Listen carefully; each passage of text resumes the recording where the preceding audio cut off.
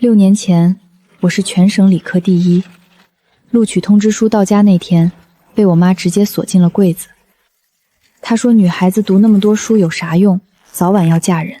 大哥要彩礼结婚，三弟要进城买房。他们觉得女孩读书没用，逼我当个赚钱机器，给他们填窟窿。念念，忙半天了吧？歇会儿，喝口水。谢谢张阿姨。念念，我看这批衣服走线有点乱，你剪裁手艺全场第一，教教阿姨咋收边呗。张阿姨，您太抬举我了，我就是个踩缝纫机的，哪敢教人啊？少糊弄我！全省理科第一的脑子，学啥不快？你看你用下脚料缝的布包，厂长见了都竖大拇指。你剪裁的手艺，全场都找不出第二个。张阿姨，您快别夸了，我就是平常比较喜欢瞎琢磨。就像这个衣服，收边得顺着布料纹理走暗线，这样才平整好看。还真是，我怎么没想到呢？你这丫头以后肯定能成大事。那张阿姨，您就先试试看，我就先下班了。去吧去吧，注意安全啊！知道的，拜拜，张阿姨，你也不要弄太晚啦。念念，你可算下班了。这是我亲手给你刻的木簪，送给你。念念，咱们啥时候能订婚啊？我师傅说，下个月我就能出师当木匠了。我不想看你天天在厂里遭罪，我要娶你。陆远，你再等等，我用这3年攒的钱，在镇上搭了个手工作坊，这个月就能开始运转。有了这份事业，咱们结婚以后也能多一份保障。这事儿你都跟我说过多少回了？这回是真的，你再等等，有一份自己的事业，我才能摆脱那个吸血的家庭。到时候，我会堂堂正正的嫁给你。行，我等你。妈，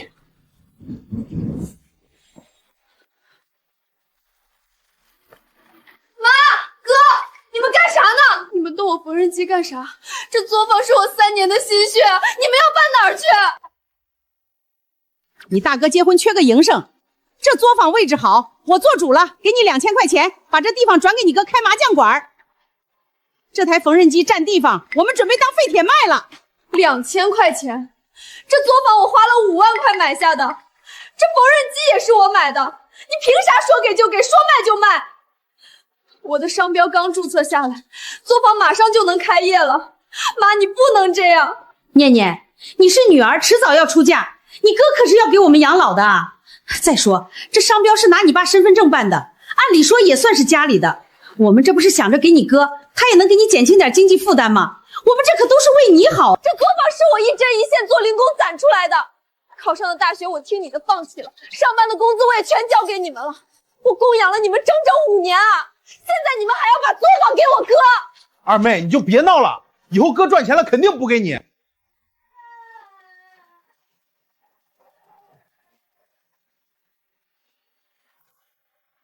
二妹，这些破布烂棉花太占地方，我帮你扔了啊。念念，过户合同都签好了，白纸黑字已经板上钉钉了。听娘的话，把门钥匙给你哥吧。这块地方放2台麻将机，正好。你笑啥？疯了是不是？妈，我问你，我从18岁到现在，在纺织厂干了多少年？你算这个干啥？5年，大哥结婚的彩礼是我出的，三弟城里买房的钱是我拿的，我到现在都没结婚，结果你们背着我，把我3年的心血全转给了大哥。你嚷嚷啥？家里供你吃供你穿，养育之恩大于天，你给家里做点贡献不应该吗？你哥你弟是家里的根儿，他们有出息了，还能拉你一把，你吃啥亏了？女孩子留着这些东西有啥用？到最后还不是便宜外人？家里的根。行，从今天起，我不会再让你们吸走我1分钱。你个白眼狼，你走了就别回来，嫁不出去也别回来丢人。妈，别跟他一般见识，以后我们孝敬你。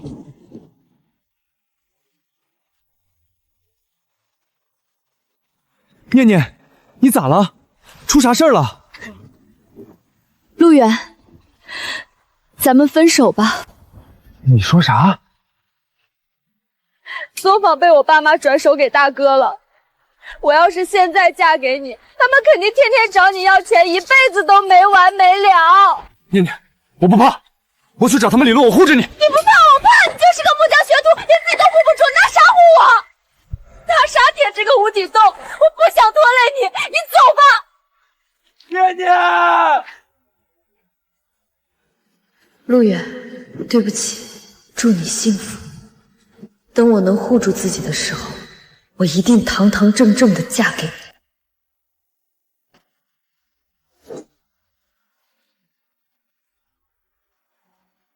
这表不错，够气派。那可不，你现在住高档公寓了，就得带块好表撑门面。小磊，啥味儿啊？臭烘烘的，要饭的吧？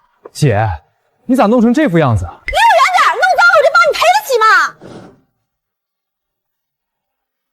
小磊，我想去废品站收点旧布做买卖，你借我50块钱周转一下，我肯定还你。50块？你一个退学踩缝纫机的场妹，还想学城里人做生意？别做梦了！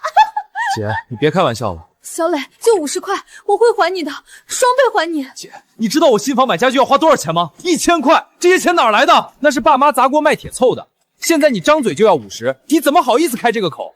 小磊，那1000块是我上个月在厂里加班加点熬出来的。你挣的，那钱是爸妈给我的，跟你有什么关系？你天天在家里吃住，就算是你上交的，那也是应该的。姐，你看看你这身打扮，站在商场里，我的脸往哪儿搁？你赶紧回村里去。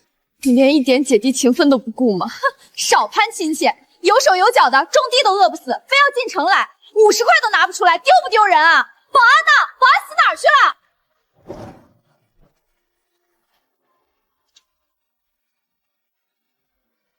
这50块，我记住了。就他还想做生意，也不撒泡尿照照自己。烦死了！干洗店连改衣服的活都抢，今天1分钱没挣到。喂，吃不吃？谢了。看你手上这老茧，也是踩缝纫机的。以前是。你手艺咋样？我现在光靠给人缝补衣服根本接不到活，光补洞赚不到钱，就是廉价劳力。想赚钱，得去高档写字楼，专门做女白领的高定款衣服。我的妈呀，你这缝的比我们车间主管都齐，这版型你自己设计的吗？这也太绝了吧！这叫精准获客。你卖的不是缝补，而是拯救外貌焦虑的方案。师傅，你以后就是我师傅。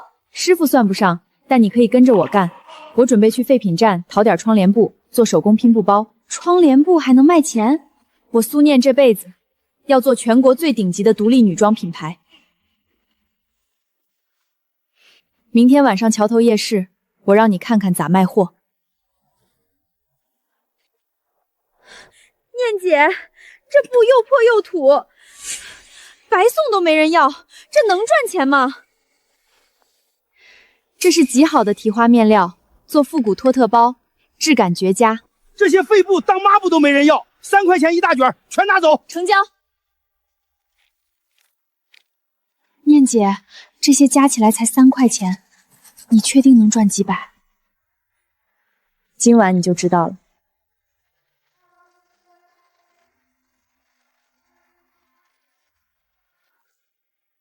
家里人看不起我，觉得我就是个泥腿子。行，那我就让他们看看泥腿子能走多远。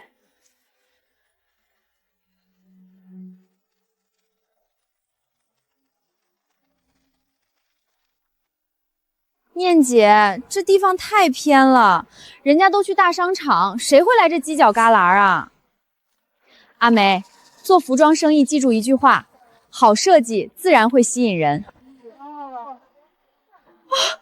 这包也太好看了，跟大商场里的名牌一样。老板多少钱？我要3个。给我留一个，给我留一个，给我留一个。念姐卖光了，28个全卖光了，1568块，抵得上我半个月努力了。我以后就跟着你干。周姐，3个仓库的裙子全滞销了，再不清货，资金链就彻底断了。你别提了。年底银行贷款一到期，我就得倒闭关门。那边吵吵什么呢？什么包这么好看？好像是那边地摊上的。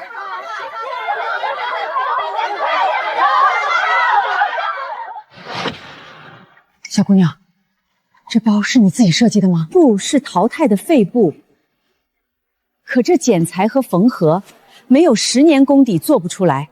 小姑娘，这些都是你做的？是的，都是我自己做的。你看看人家，拿废品都能做出宝贝。我那3个仓库的裙子，打3折都没人要，愁死我了。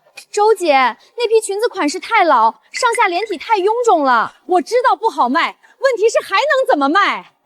我把价格都降到跳楼价了，结果连个问价的人都没有。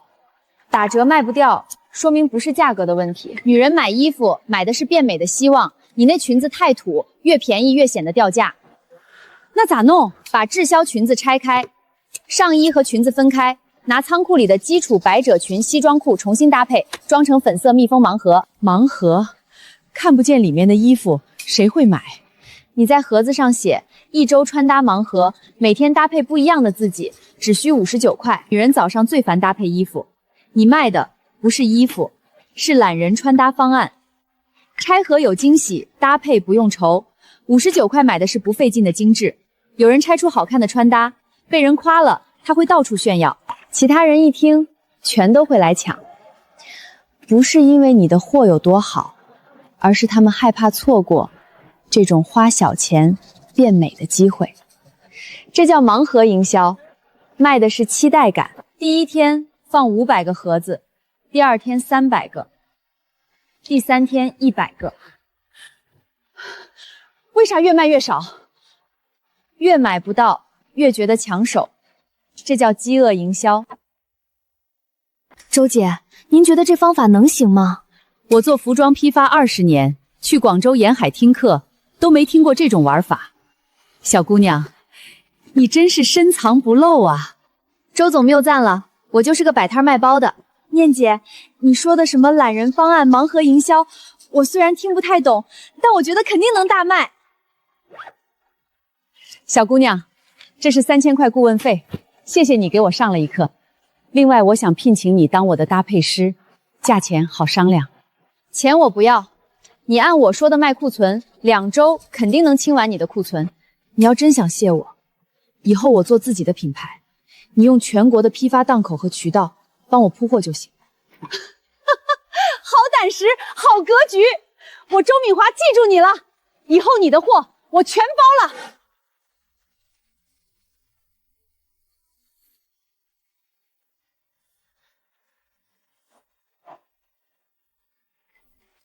念姐，念姐，喊什么？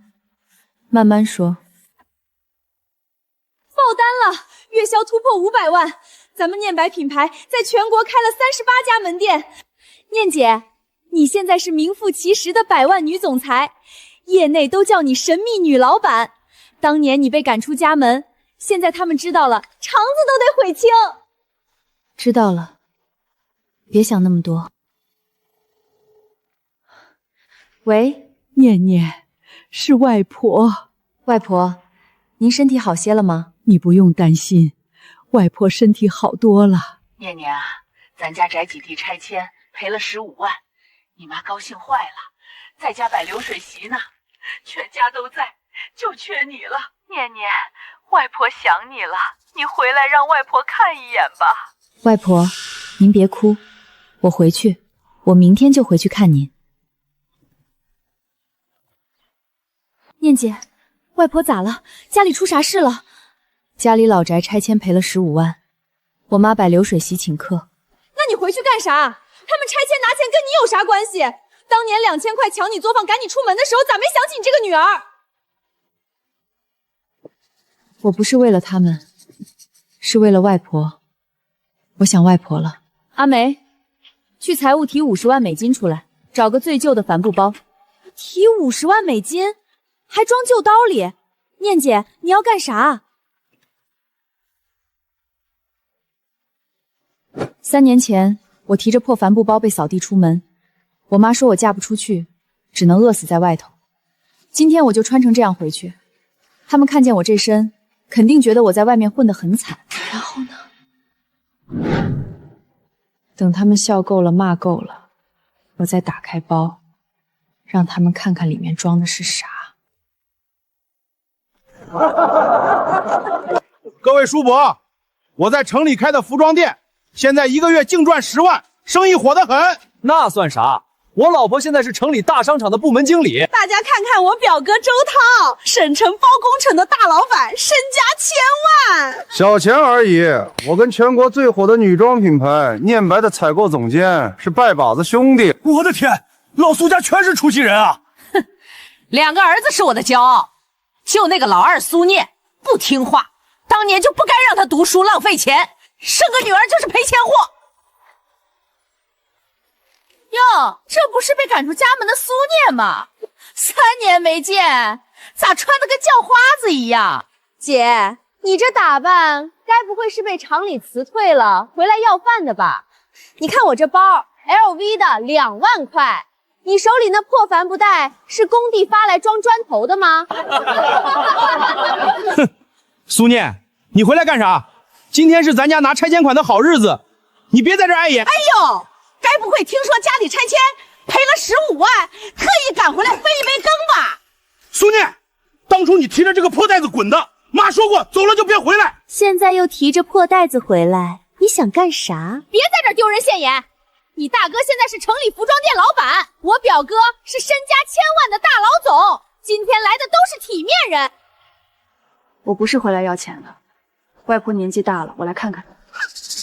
你就拿个破袋子回来看外婆，哈哈哈！这里面装的该不会是从垃圾堆里捡的破烂吧？行了，苏念，你要是来蹭饭的，去厨房端碗饭，吃完赶紧滚，别在这碍我们的眼。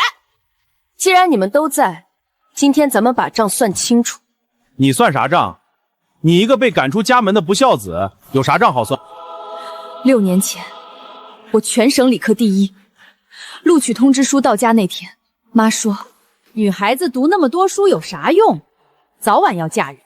你大哥要彩礼结婚，你3弟要进城买房。我信了。从那天起，我去纺织厂采成纫机，没日没夜干了5年。大哥结婚的彩礼钱我出的，弟在城里买房的钱我拿工资垫的。这么多年，我没花过家里1分钱。你生在苏家，挣钱帮衬亲兄弟，不应该吗？应该。3年前你们背着我，把我辛辛苦苦搭起来的手工作坊抢去给大哥开麻将馆，连我的商标都偷偷过户，这也是应该的。我住在城中村漏水的出租屋里，跟别人分半个烧饼吃，去废品站捡破布桃的时候，你们谁问过我一句？现在家里拆迁赔了15万，把流水席请全村人吃，我连消息也是外婆偷着打电话告诉我的。你们防我像防贼。从今往后，桥归桥，路归路。你们的拆迁款我1分不要，我苏念是死是活，也跟你们没有半点关系。完了你了，你个白眼狼！住手！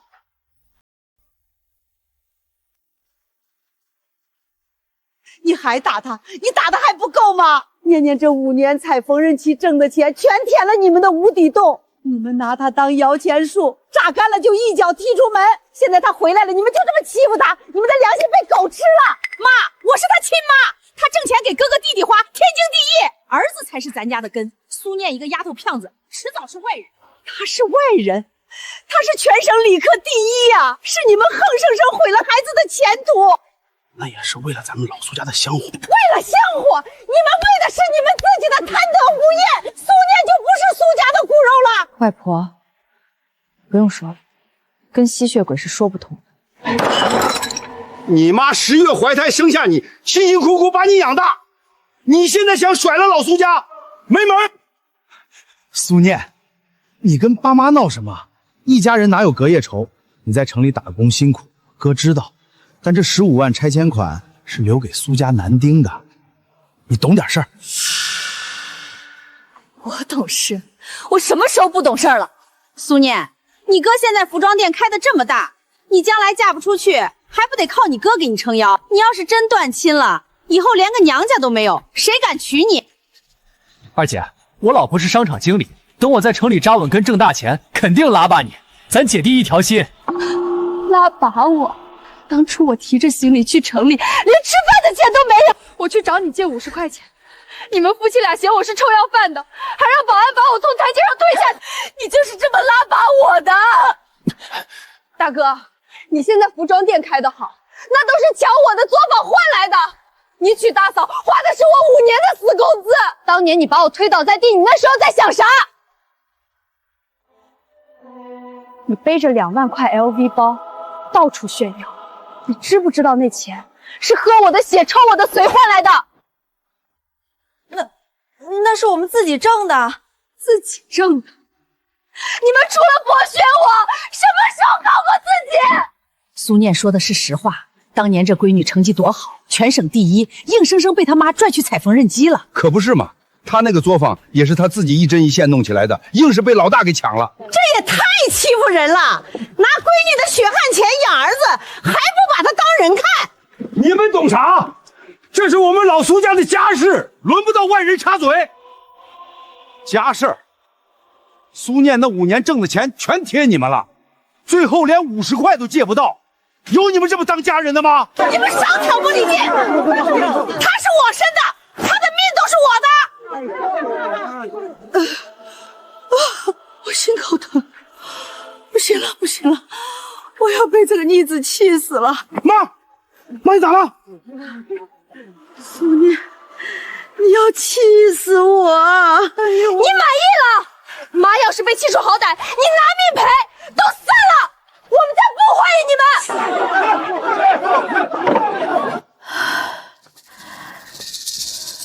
总算把这帮碎嘴子赶走了。念念，跟外婆进屋，别理他们。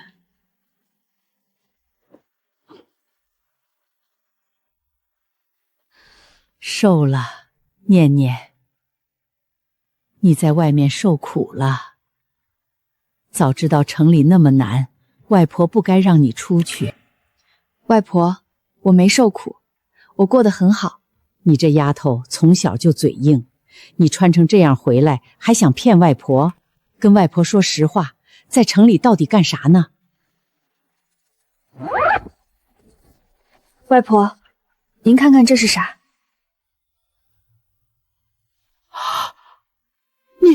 念念，这得多少钱啊？50万。50万？你一个女孩子。我在城里创立了自己的女装品牌，这只是账上的一点零头。我一个人没靠家里1分钱，当初3块钱买的废品布去夜市摆摊儿，连买烧饼的钱都没有。今天这50万，是我一针一线，一件衣服一件衣服做出来的。我的念念啊，外婆就知道你有出息，当年全省第1的脑子咋可能被埋没？外婆，明天一早我就去城里全款买房，买完房第一件事儿接您进城住，请最好的保姆，您再也不用在这破屋子受气了。外婆半截身子入土的人了，别管我。您教我拿剪刀，教我踩缝纫机，我能有今天都是您给的，这钱头一份孝敬您。那陆远呢？当年你怕拖累人家，硬是跟人家分了手。我明天就去找他，带他一起去城里看房。当年欠他的承诺，我连本带利补给他。好，好，外婆等着。外婆，这钱的事儿谁都别说，尤其是我妈和大哥。外婆晓得，一个字儿都不提。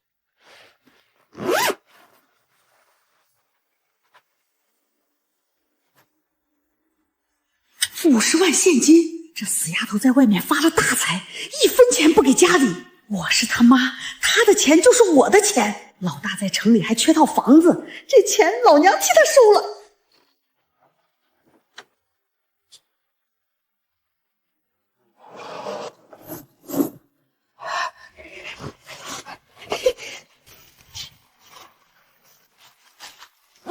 老娘生你养你，你挣的钱就是苏家的。强子在城里还没房，你倒想先买房了。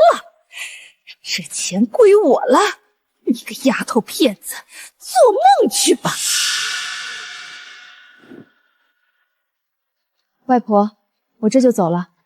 外婆，我先去找陆远，带他去城里看房子，买好房马上接您过来。陆远那孩子实诚， 3年前你被赶出家门，死活要跟他分手，伤了人家的心，他还能原谅你吗？3年前，我兜里连买烧饼的钱都没有，我怕我妈去吸他的血，只能推开他。今天我提着50万去找他，我说过要堂堂正正嫁给他，绝不食言。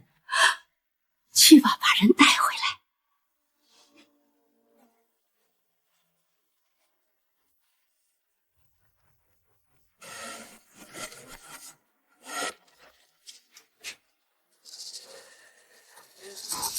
陆远，你听我说一句话，一句就行。苏念，咱俩3年前就没关系了。你家拆迁摆流水席，都没人通知你，你还是跟以前一样被欺负。他们的钱是他们的，我有我自己的钱。你的钱？你一个踩缝纫机的能攒下什么钱？陆远，我在城里有自己的事业，这袋子里是50万现金。今天我带你去城里，全款买房，我们结婚需要的彩礼、3金、酒席，我一样不落，全都备齐，全当是我对你的补偿。你别骗我了。我苏念什么时候骗过你？3年前我跟你提分手那天，我说过一句话，等我能护住自己的时候，就堂堂正正嫁给你。今天我来兑现了。苏念，你每次都说你能搞定，结果每次都被你妈你哥敲骨吸肺。我不想看你再委屈自己。这是最后一次，你跟我上车，到售楼处打开袋子，钱少1分，你扭头就走，我绝不拦你。好，我信你最后一次。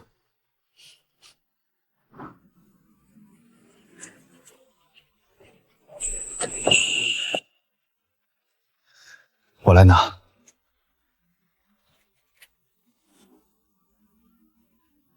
哟，走错地方了吧？劳务市场在隔壁。全款，拿最好3居室户型图出来。那套50万，你确定？念念，50万。我说了全款，你放心。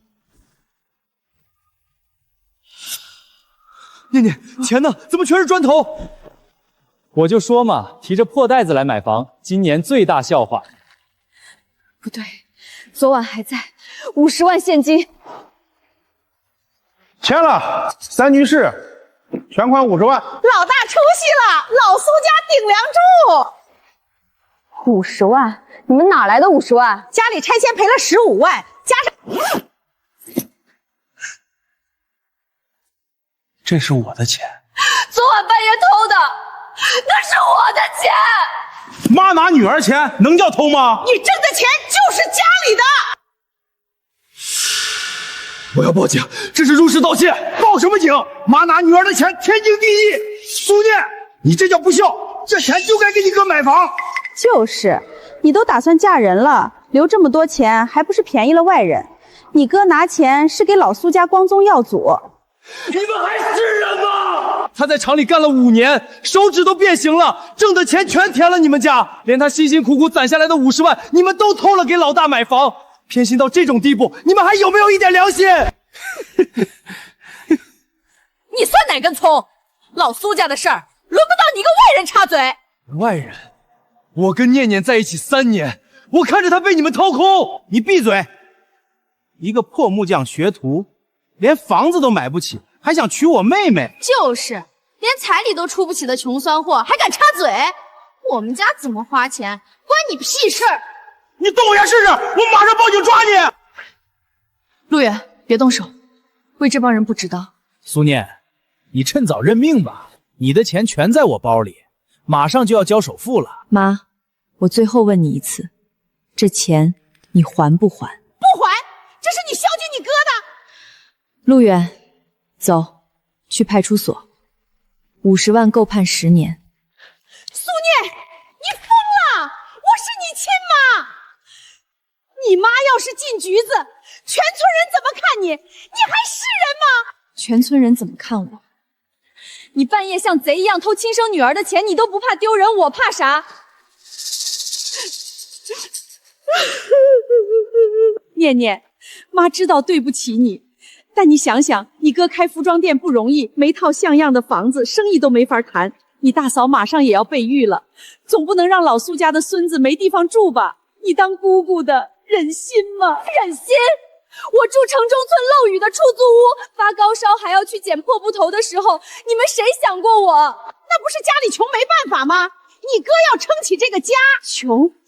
你们嘴里的穷，永远都只是对着我穷。老公，先把这事压下来。他真报了警，房子保不住，妈还得被抓。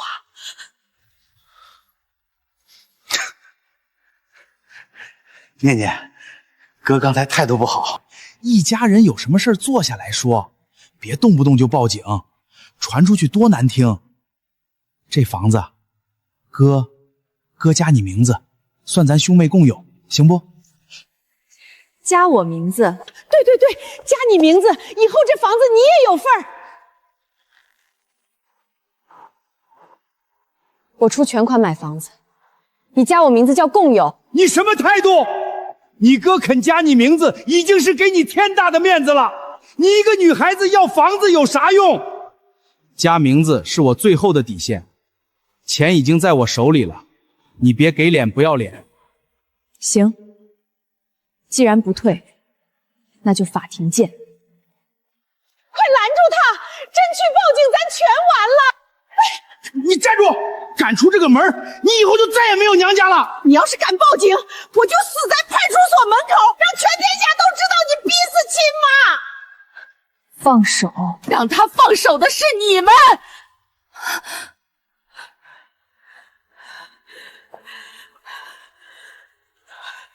妈，您怎么来城里了？哎呦，你这个畜生！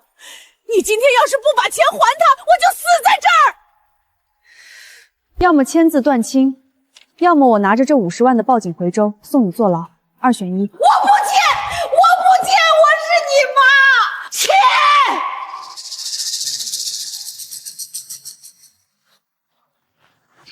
妈，先签，保命要紧。你给我滚！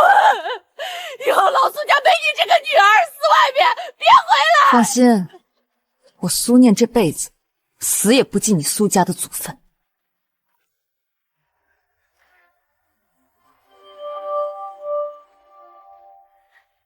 念姐，上个季度的全国门店财报球出来了，全国直营门店突破500家，念白品牌最新估值已经突破3个亿了。知道了。念姐，你太淡定了，你现在是身价3亿的女装巨头，业内都在猜神秘女老板是谁呢。阿梅，过几天就是外婆的80大寿了。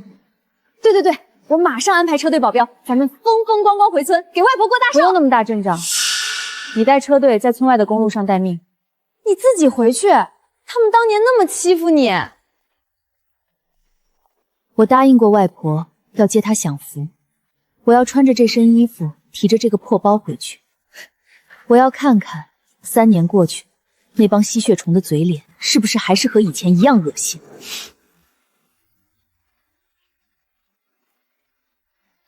念姐，你真的要穿成这样一个人进去？外婆年纪大了，不讲排场，她老人家只想看我平平安安的。至于其他人，如果他们还是死性不改，我会让他们知道什么叫后悔。你带人在村口待命，等我电话。是，苏总。各位叔伯乡亲，吃好喝好，今天是我外婆的生日，也是我们老苏家的好日子，我们哥俩敬大家一杯啊！强子，听说你在城里的服装店越做越大了。那可不，现在1个月流水大几十万，不过这都不算啥，主要是我涛哥有本事。我给大家介绍一下，这是我表哥周涛，在省城做大生意的大老板。哎，都是小生意，也就是跟念白的高管有点交情。念白，那可是大牌子啊！念白的采购总监，那是我拜把子兄弟，昨晚我们还一起喝酒呢。以后强子店里的货，也就是我一句话的事儿。哎呦，我们老苏家真是祖坟冒青烟了，咱们家现在都是有头有脸的人。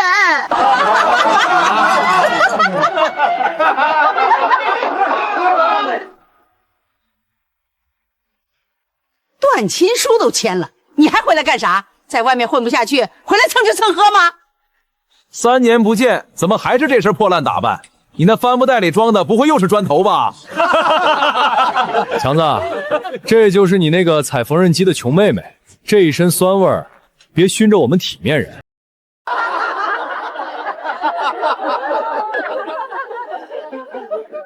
我不是来看你的，我是来看外婆的。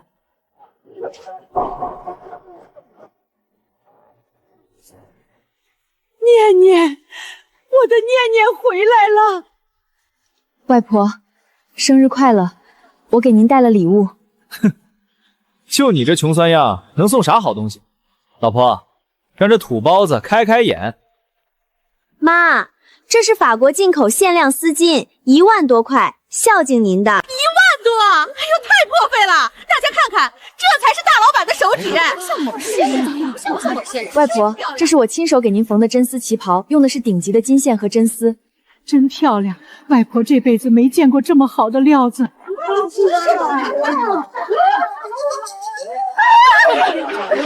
装什么装？地摊30块的破布拿回来恶心谁？把你的脚挪开！我就踩了怎么着？你一个外人有什么资格在这撒野？住手！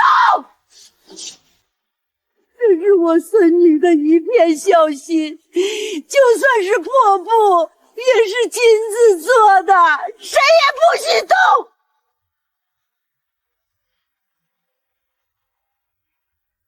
正好大家都在，我宣布个事儿，我跟三弟商量好了，用拆迁的15万打底，我们再出点钱，把这栋老宅推了，盖一栋3层小别墅。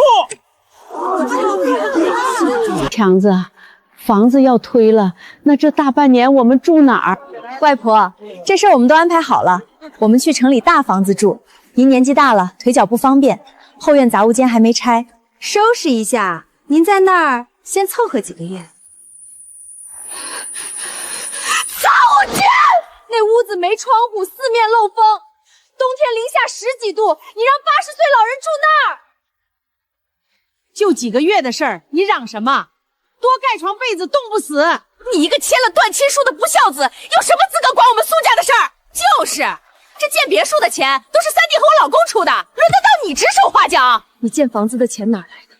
你连买房的50万都是偷我的。现在你们拿着我的血汗钱去城里享福，把外婆扔在冰窖里等死，你们还是人吗？苏念，你别给脸不要脸，白纸黑字签了断亲书，老苏家跟你没关系，再敢闹事儿，我打断你的腿！年年，别吵了，外婆老了，住哪儿都一样，别为了外婆再挨打。好，既然你们不要脸，那就走着瞧。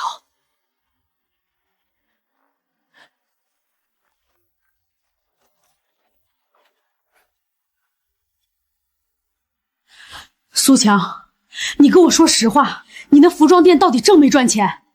催款单说欠银行80万贷款。问这么多干嘛？你今天在外面吹牛要盖别墅，钱从哪儿来？咱家的卡都刷爆了。你懂什么？我那个店只是选址不好，我已经跟周涛搭上线了，他能帮我拿到念白的区域代了权，只要拿下念白的合同，1年至少赚几百万。这点贷款算个屁！表哥真有那么大本事？他跟采购总监称兄道弟，还能有假？熬过这一阵儿，我就是人上人。念念真好看，外婆这辈子能穿上你做的衣服，值了。外婆，您说什么呢？明天一早我就带您走。城里的房子我早就买好了，明天我们就去住新家。念念，以后一个人在外面要保护好自己。外婆看见你出息了，就放心了。外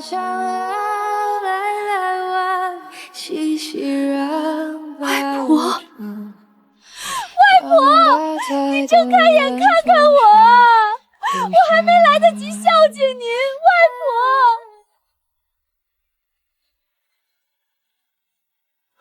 婆。妈，丧事办完了，施工队那边催着进场，这老屋空着也是空着，直接推了，还能省2天工钱。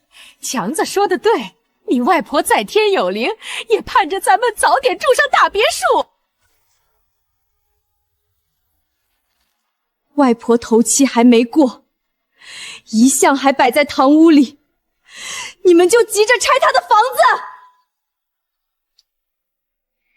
苏念，你少在这装孝顺，房子是我们的，我们爱什么时候拆就什么时候拆。你一个签了断亲书的外人，少在这指指点点。外婆在这儿住了60年，外婆到60年，被你们逼死在杂物间，现在连让她头七都不让过。你们这群畜生！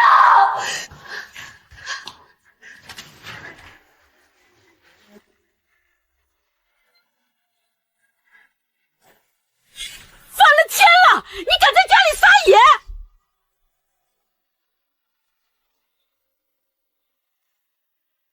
阿梅带人进村，现在。吓唬谁呢？还带人进村儿？就是这年头收破烂的都要预约了，你就算叫100个厂妹过来，房子该拆还得拆。你一个断亲的不孝子，兜里比脸都干净，还敢在这装大姐大？二姐，你的手机是捡的2手货吧？装模作样给谁看呢？你们很快就知道。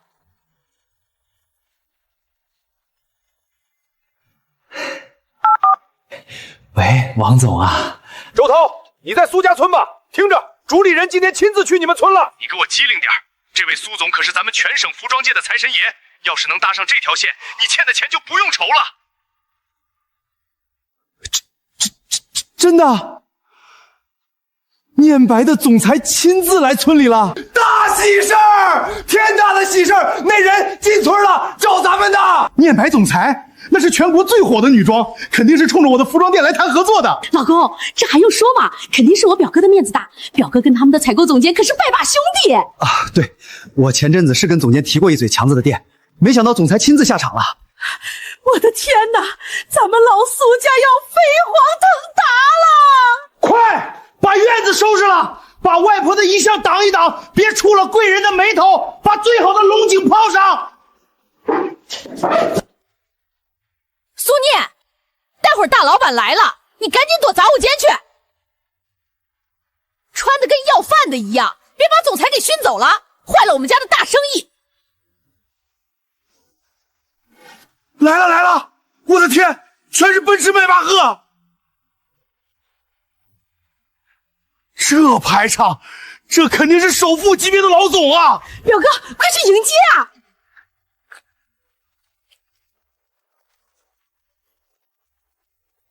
哎呦，您能来，真是让我们蓬荜生辉。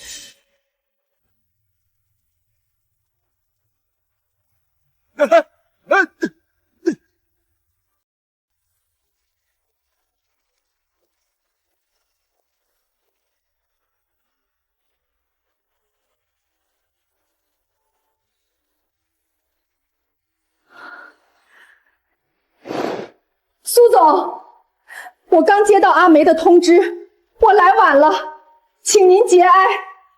念姐，苏总，什么苏总？瞎了你们的狗眼！站在你们面前的是念白创始人兼总裁苏念，你们刚才在干什么？不可能，我的赔钱货女儿咋可能是总裁？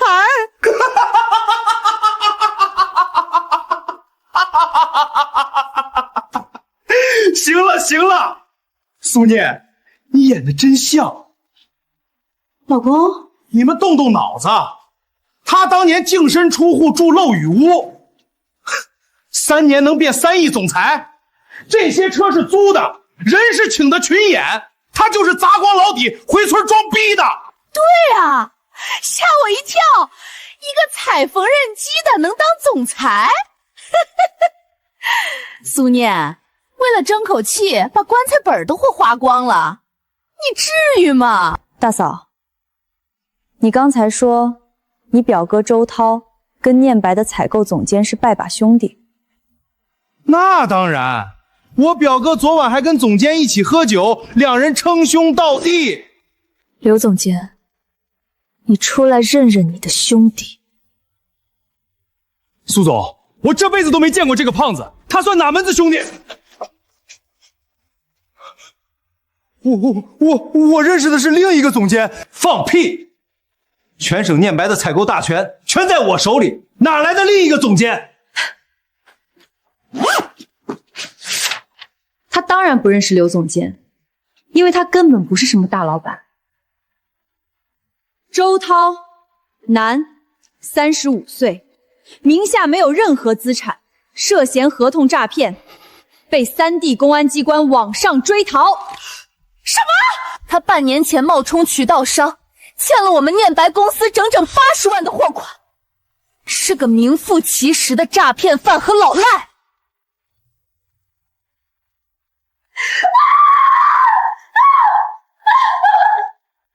表哥，他说的是不是真的？你的千万身家呢？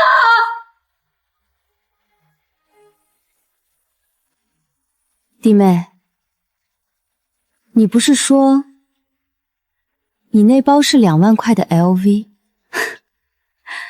我的包是装砖头的破袋子吗？你要干什么？阿梅，教教他怎么认货。2万块的 LV， 你把里面的拉链翻出来看看，那5金件的反面刻的什么字？看清楚了吗？这是我们念华上一季积压的残测品，成本30块钱一个，买大衣免费送的破烂，拿地摊货装阔太也不嫌丢人。30块钱！前方，你个骗子！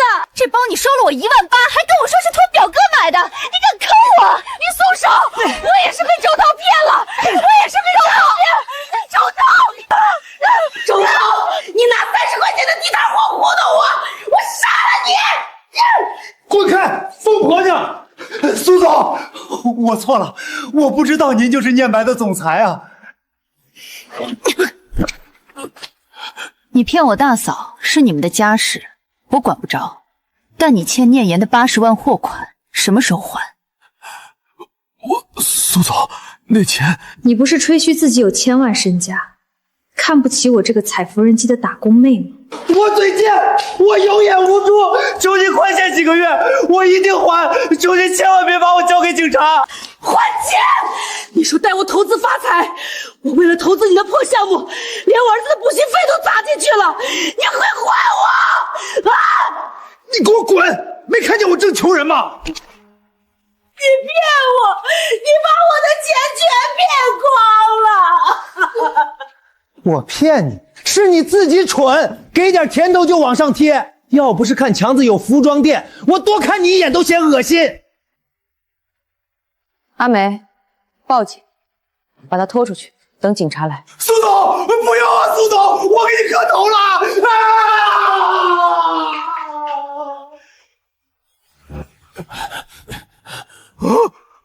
周总，周姐，您别听苏念瞎指挥，这女人心太狠了。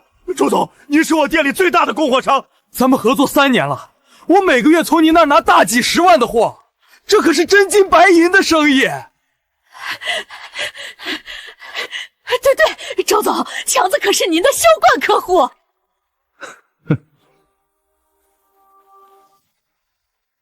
苏念，就算你是念白的总裁又怎样？生意场讲规矩，周总手里捏着我这么大的进货量，他不可能看着你动我。周总，您说对吧？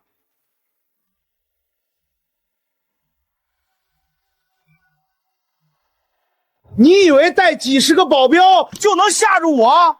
我跟周总合作，1年流水上百万，你敢断我财路，周总第一个不答应。就是，你哥是大老板，有贵人相助，你们就算是合伙的，也得给你哥留几分面子。一家人坐下来谈合作不行吗？听见没？苏念，你现在给我道个歉，我还能考虑继续在你的品牌里拿货，不然我转投别家，你们念白损失惨重。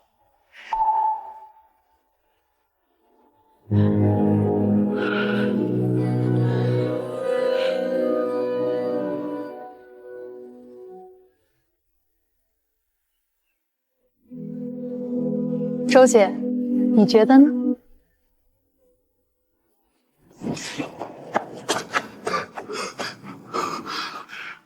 周总，您打我干什么？打你？我恨不得宰了你这个畜生！你真以为你有做生意的本事？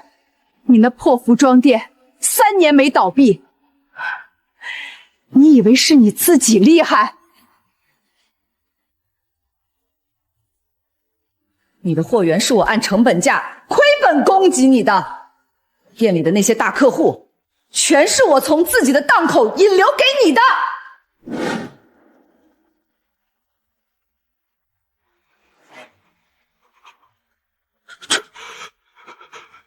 这怎么可能？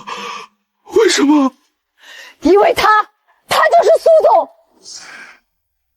3年前我快破产的时候，是苏总一句话救了我的命。没有苏念，你连进货渠道都找不着。你们这群畜生，把他赶出家门，抢走他的作坊，还在家里吸他的血。苏强，你开店的所有店片款，全是我拿念拔的分红替你填的窟窿。你吃的是你妹妹的肉，喝的是你妹妹的血。因为他，全是因为他，我什么都不是。我引以为傲的心血，全是个笑话。大哥，你用服装店去银行打压贷款，盖别墅，你以为我不知道吗？你查了我的账？苏强，从现在起，我断绝跟你服装店的一切合作，收回所有铺货，要求你立刻偿还3年来我替你担负的40万货款，1分钱都不准少。周总不要啊！店要是关了，崔少会逼死我的。你该求的不是我。你这个窝囊废！你骗我！你说你生意好要盖别墅，现在不仅刷爆了信用卡，你还欠了40万货款！念念，二妹，嫂子错了，这钱要是还不上，崔少会砍了你哥的手！救救我们吧！救救我们吧！苏念，你是我亲妹妹，你现在是亿万富翁，30万对你就是个零头，你救救哥！3年前你抢走我作坊，把我推倒在地的时候，你不是说我是泼出去的水吗？外婆才刚走，你就急着拆她的房子盖别墅。我告诉你们，谁敢动老宅一块转，我让他下半辈子在牢里度过。苏念，你个没良心的白眼狼啊！我10月怀胎把你生下来，你现在有钱了，就眼睁睁看着你亲哥去死是吧？你连几10万都不肯掏，你还是人吗？你这是把我们全家往死路上逼呀！我逼你们，我6岁就给全家洗衣做饭，17岁考了全省理科第1，你把我通知书锁起来，逼我去踩缝纫机。你们把我5年的血汗钱刮得干干净净，连我好不容易做起来的作坊都抢去给他。外婆被你们逼死在杂物间，你现在跟我谈良心，你们生我到底是生了个女儿，还是生了头牲口？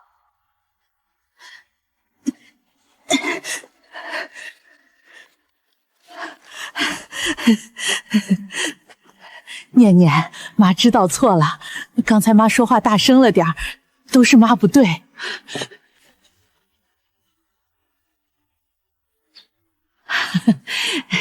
你刚才骂也骂了，气也出了，咱们到底是一家人，打断骨头连着筋啊！你现在有钱了，是大老板，能不能拿50万出来救救你哥？顺便再给我们在城里买套房养老房。你半夜把我包里的50万偷换成碎毡头，去给苏强买大平行。你让我买房。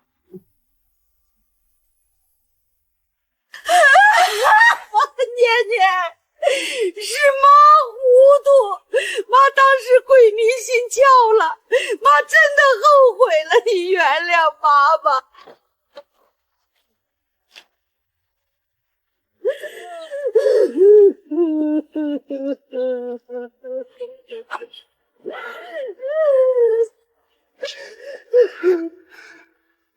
念念，是我们错了，我们老两口对不起你，是我们偏心瞎了眼。其实我就是怕你不听话，想让你长长记性。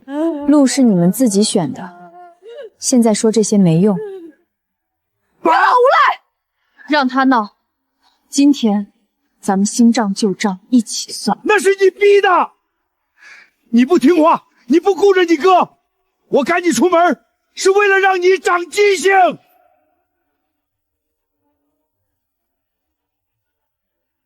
为了让我长记性，你们把我在纺织厂5年的血汗钱全刮走，给大哥当彩礼，给弟弟买房子，连我好意攒起来的作坊都抢走，刮干净了把我一脚踹出去，这叫让我长记性？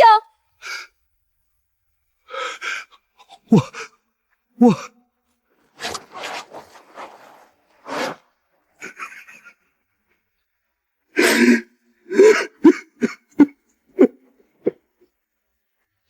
你的眼泪一文不值。念念，是爸糊涂，是爸鬼迷心窍啊！爸对不住你，爸一直以为生了你，养了你，你做的一切都是天经地义。天经地义，行。那外婆养了你们一辈子，你们为了翻修大别墅，把她赶去四面漏风的破柴房里，把外婆活活气死，也是天经地义。你少拿你外婆压我，她年纪大了，本来就该走。我压你？外婆咽气那天晚上，你在干什么？外婆停了呼吸，你连她的房门都没推开过。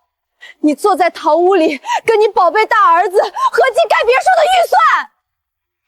你给我等着，明天我就去省城闹，我倒要看看你个当总裁的能不能扛住亲爹上门撒泼。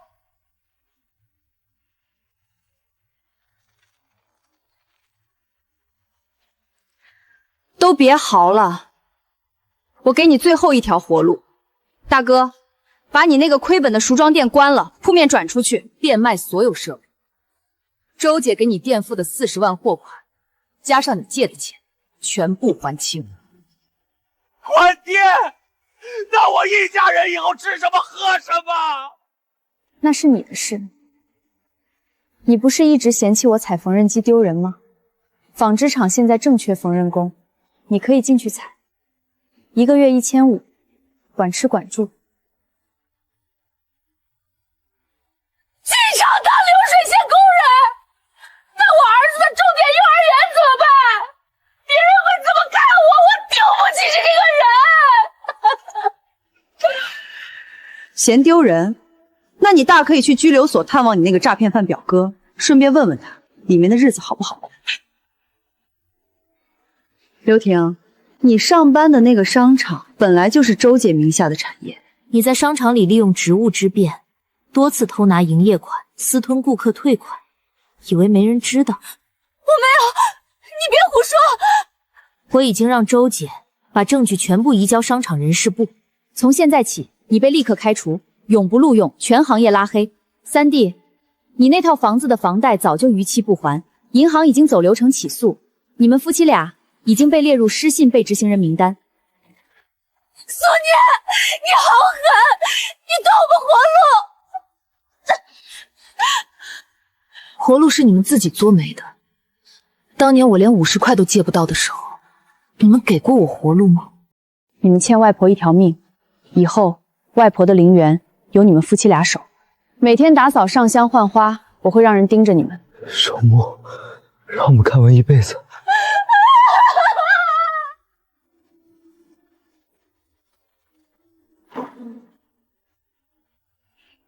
把字签了。我不签。苏念，你别想拿这张破纸甩掉我们，没门儿！不签，行。阿梅，叫律师。苏总，我马上让法务部起诉老爷子侵占商标，再报案老太太入室盗窃50万，数额特别巨大，够他们在牢里团圆10年8年。老头子，签了吧，签了吧。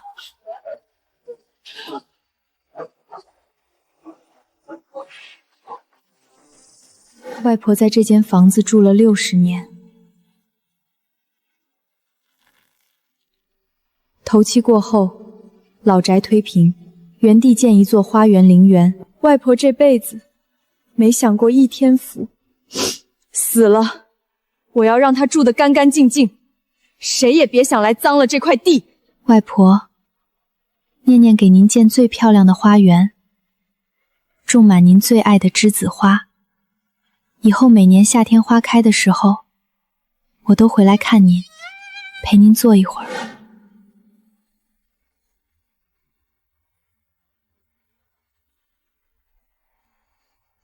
念姐，事情都办妥了，车在外面，咱们回去吧。